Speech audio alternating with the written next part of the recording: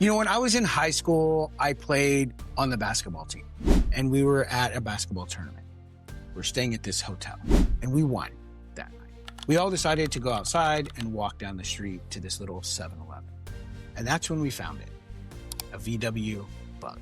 And I remember standing there watching as the team lifted the bug up and turned it on its side, and then turned it on its hood, and then began to spin this thing around like a top.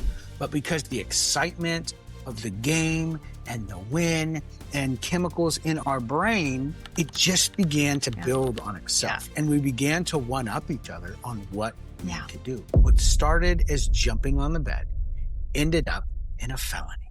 Welcome to the Mental Health Janitors, where we help you clean up the mess in your head.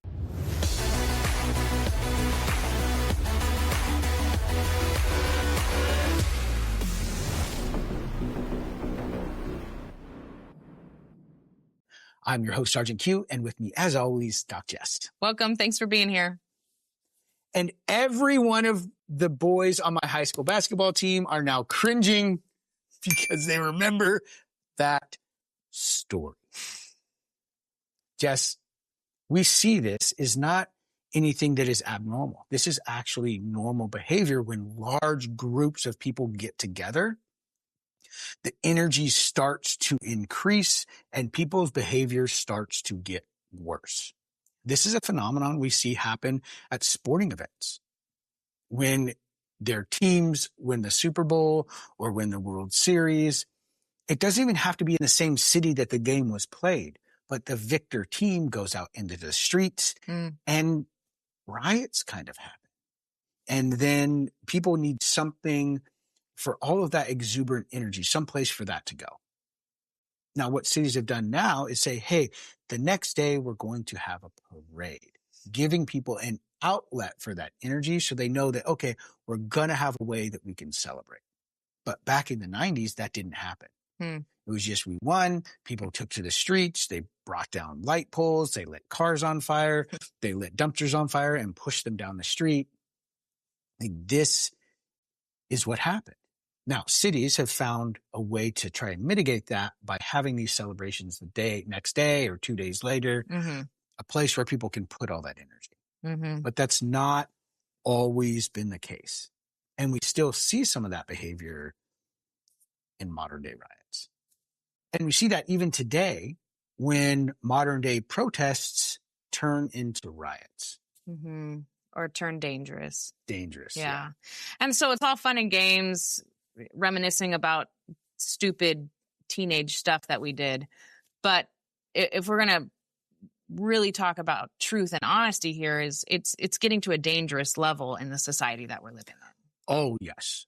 It is. People, we just read on the news that there was a conservative activist out there exercising his Second Amendment. I'm not going to say I agree with what he's saying, but I'll tell you that I definitely disagree with the outcome. Yes. Where this guy was saying, hey, this specific group of people are violent and shouldn't be in our country. And then those group of people attacked him as he's saying that physically assaulted him. There's claims that he was stabbed. There's all these things that happened to this guy. He was beaten. You can see the video.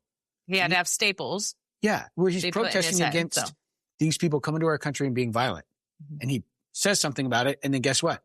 They become violent. Yeah. So he literally, those small group of people who did that proved his point. They proved his point. Because not every single person in that demographic are violent. But the people who showed up were. And it just proved his point. Yeah.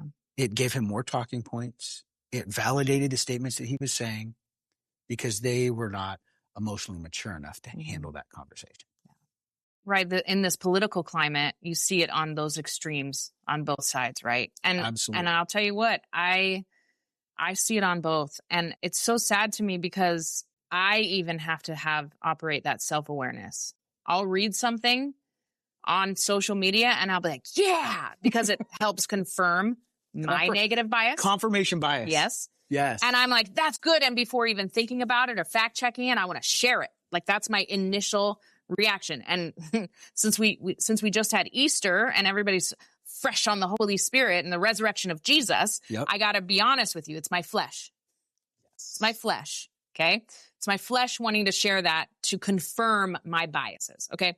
And I was a part of, somehow somebody invited me to this Facebook group of people that so-called aligned with my political beliefs. And so we, all political beliefs have their little support groups to, have a place to process things and get information. And I had one question about something because I fact checked it and I said, hey, let's be careful and not spread this because then we're doing exactly what the other side that we're saying we don't like. They ate you alive, didn't they?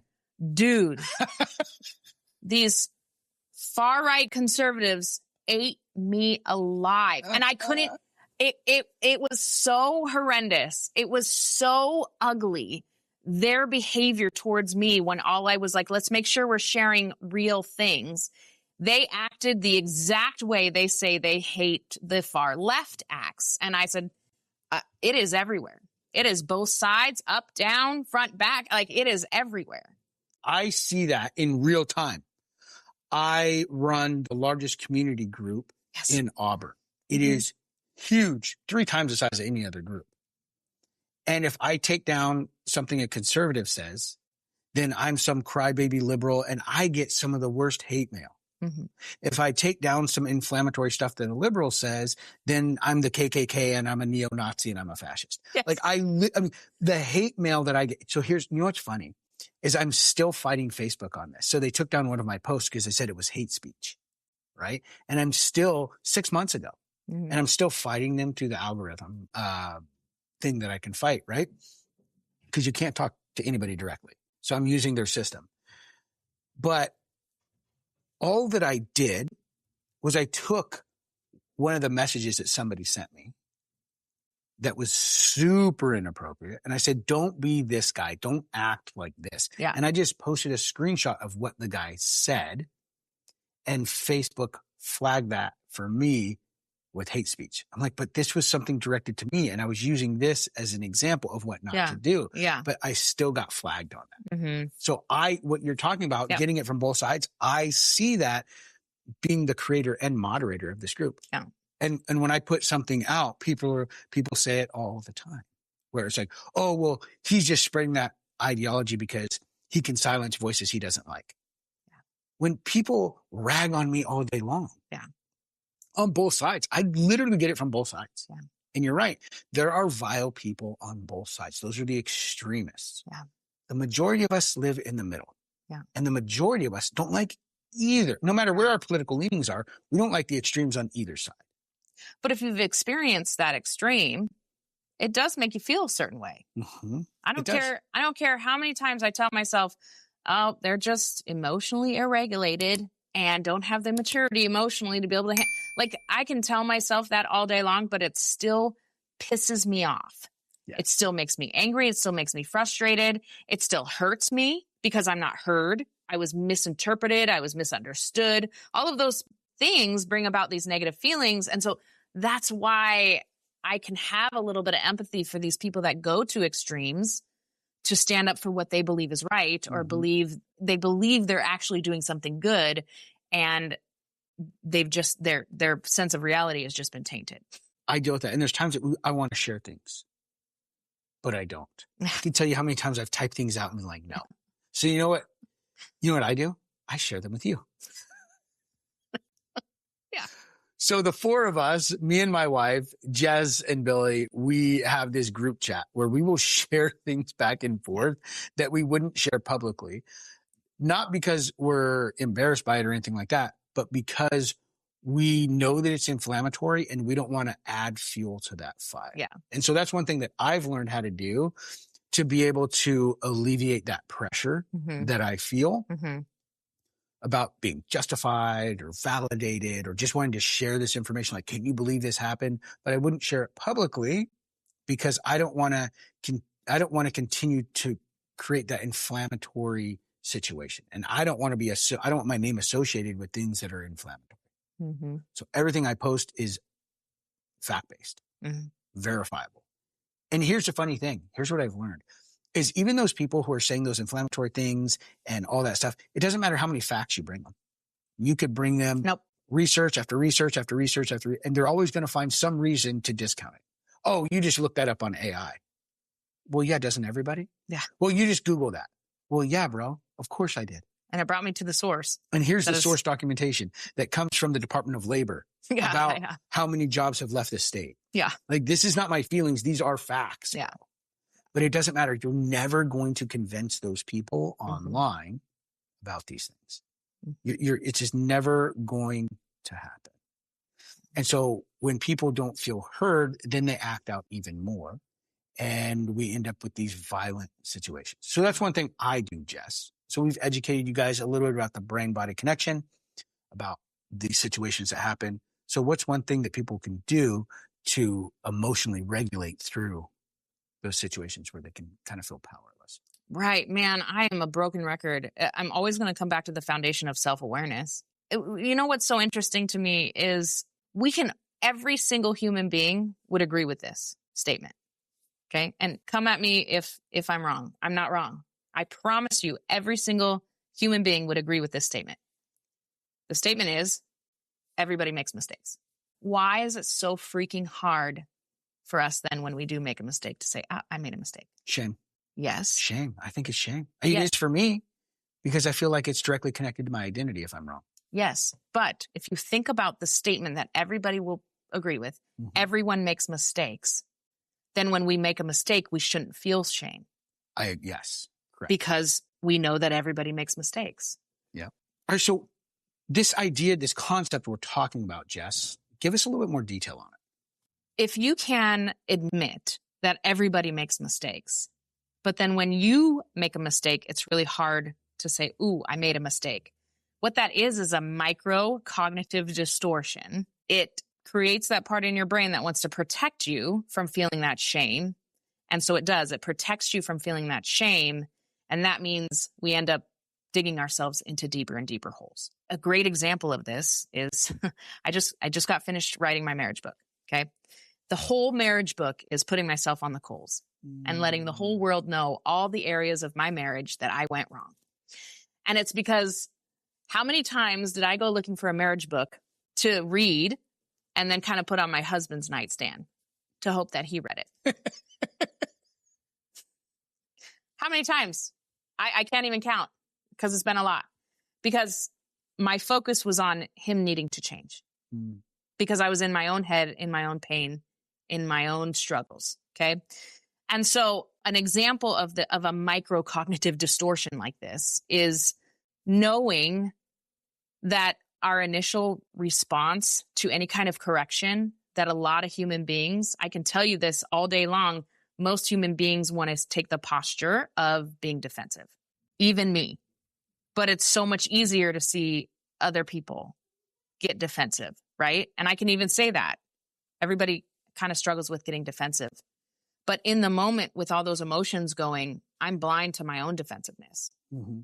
And if I'm not the front runner of saying, oh, I get defensive too. Oh, I just got defensive there. That's a microcognitive distortion of my own that I'm quick to say everybody can struggle with getting defensive. But when it's my turn to come up and say, I'm that somebody too, it's harder to do.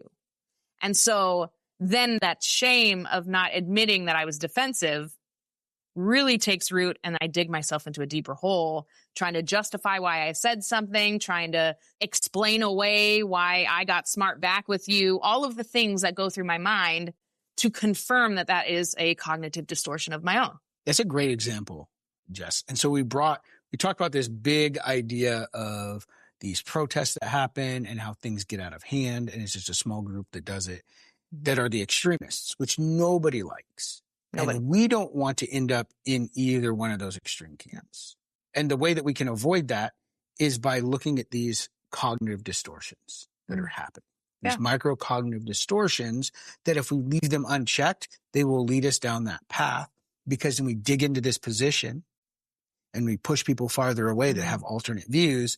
And then we end up, not intentionally, but we end up in that other camp of the extremist view because we are allowing those cognitive distortions to push us farther and farther away from reality. Yes. And dig us deeper and deeper and deeper into that hole. that is harder and harder and harder to get out of. Exactly. Because the more you allow these cognitive distortions in your life, the more that becomes part of your identity. And it becomes really hard to separate an idea from your identity when you get that far down. We like to do 3 things here on the Mental Health Janitors. We like to educate, empower, and encourage you on your mental health journey. So if you like this, we have other content on thefirstonessfree.com where we bring in guests that can talk to you about different areas of your life that you want to help improve. Yeah, so if you guys can like, share, comment on our videos, our shorts, whatever you're watching, that can help with our algorithms and all those fancy words. And as always... So for the Mental Health Janitors, I'm Sgt Q. I'm Doc Jess. And we're out.